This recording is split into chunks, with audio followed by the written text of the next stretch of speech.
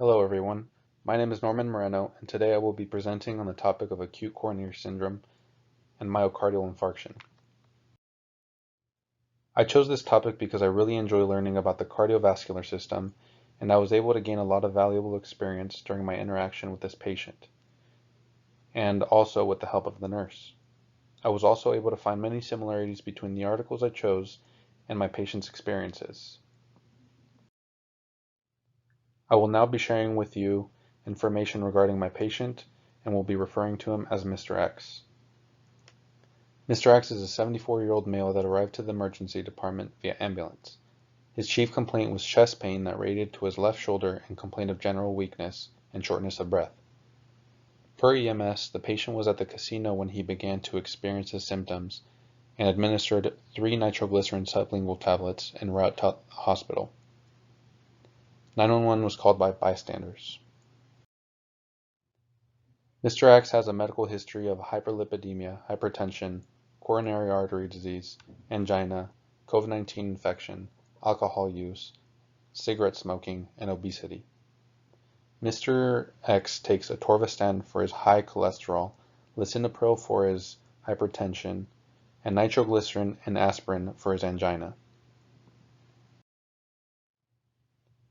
Mr. X had a 12-lead ECG that showed ST segment depression and had a high sensitivity troponin level of 670. Mr. X was on 4 liters per minute nasal cannula, was given 324 milligrams of aspirin and 3 sublingual nitroglycerin tablets. He was given oxygen to help increase oxygen saturation of his red blood cells, aspirin to help prevent platelet aggregation, and nitroglycerin to help improve blood flow throughout the coronary arteries. Mr. X has an IV on his left AC that was put in by one of the hospital nurses that assisted during his arrival. He was A&O times 3 with slight confusion and reported his pain 10 out of 10. His vitals are as follows: blood pressure of 150/92, heart rate of 113, respiratory rate of 23, temperature of 98.7 degrees Fahrenheit, and SpO2 of 89%. Mr. X had strong pulses on all extremities with a +1 edema on his lower extremities. Bowel sounds were active in all 4 quadrants, with slight weakness in 4 extremities, and had pale and cool and clammy skin. Upon improvement of Mr. X's condition, he shared with me that his wife had passed away 2 years prior and that his only son lives in a different state. He stated that he has trouble keeping a positive mindset about life and had recently felt that he feels are anxiety attacks. He does not take medication for it, but he states alcohol helps him feel better. Mr. X has been smoking since he was 19, but had recently reduced the amount of cigarettes he consumes a day to about 4, from about half a pack a day. He states he feels lonely and spends most of his time at the casino or at home. He states he usually buys frozen meals or gets fast food and does not exercise. He also states that he has been having chest pain more frequently, but that this time when he was at the casino, he did not have his medication. He states he has not done what is best for his health, but he forgets the specifics of what he can and can't do. He states everything has gone downhill since his wife passed away. He was recommended for a psych consult for possible depression, a nutritionist, and assistance with a Meals on Wheels program. Mr. X was educated on improving his diet, starting an exercise program, weight reduction, importance of medication adherence, smoking cessation, disease education, limiting alcohol intake, and its effects on renal impairment and blood pressure management. The pathophysiology of a STEMI includes a disruption in the vascular endothelium due to an unstable atherosclerotic plaque. This plaque usually ruptures and forms a thrombus within the coronary arteries. There are 4 distinct pathophysiologies of a STEMI, which can be seen on the following slides.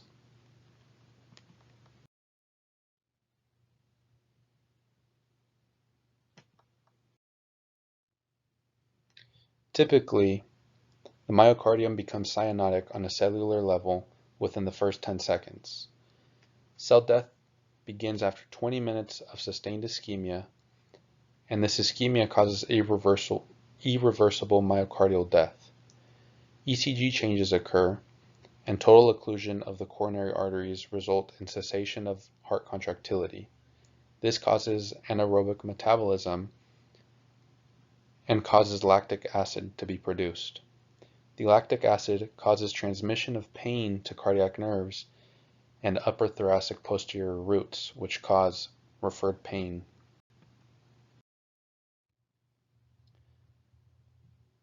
As you can see here, current practice requires a 12-lead ECG with lab draws in order to evaluate the patient's condition by focusing on troponin values. This was done for Mr. X.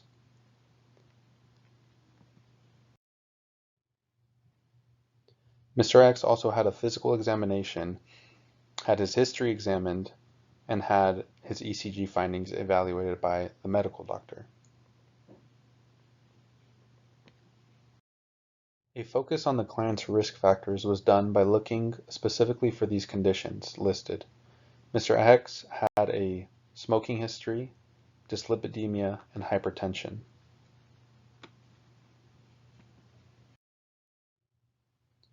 Current practice for risk reduction strategies indicate a need to educate the client on lifestyle modifications such as diet, exercise, adherence to medication regimen, quitting tobacco use, and limiting alcohol intake.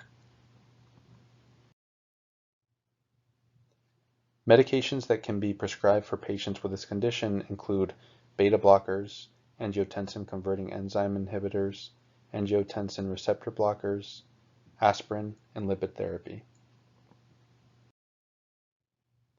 My first article researched the relationship between low cigarette consumption and its risk on coronary heart disease. This was a systematic review and a meta-analysis for randomized control trials. The results of the article indicated that just smoking 1 cigarette a day provided a relative risk of 48% compared to that of someone that is smoking 20 cigarettes a day. This indicates that there is no safe consumption of cigarette smoking. My second article focused on types and amounts of follow-up care and its influence and participation in risk reduction behaviors for patients with coronary artery disease. This was also a systematic review and the meta-analysis of randomized control trials.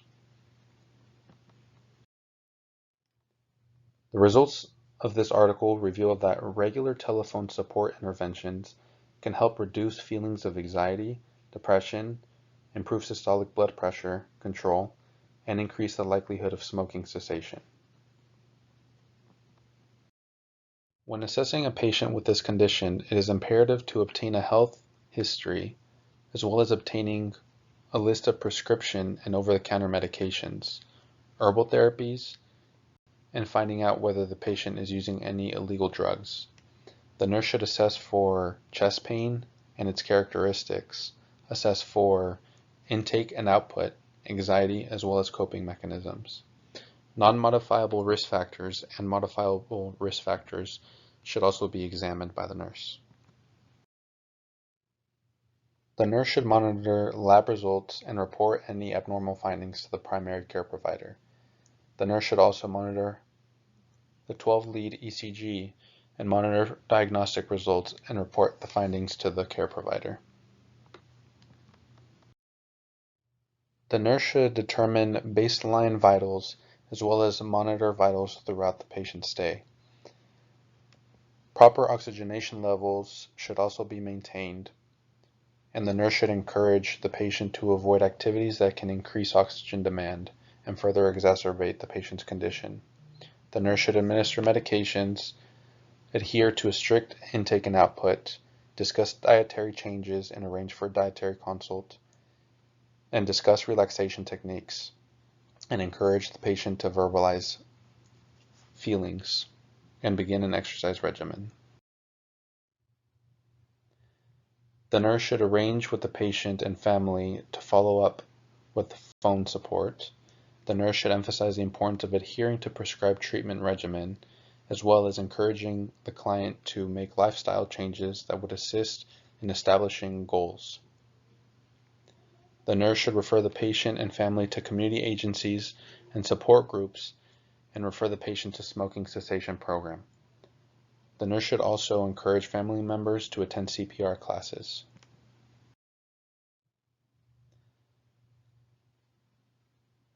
The nurse should evaluate patients for improved conditions, such as no signs of chest pain, the patient being able to control anxiety responses in an appropriate manner, exhibiting no signs of shortness of breath, being able to manage controllable risk factors, and accurately describing signs and symptoms of a myocardial infarction, and know what actions to take.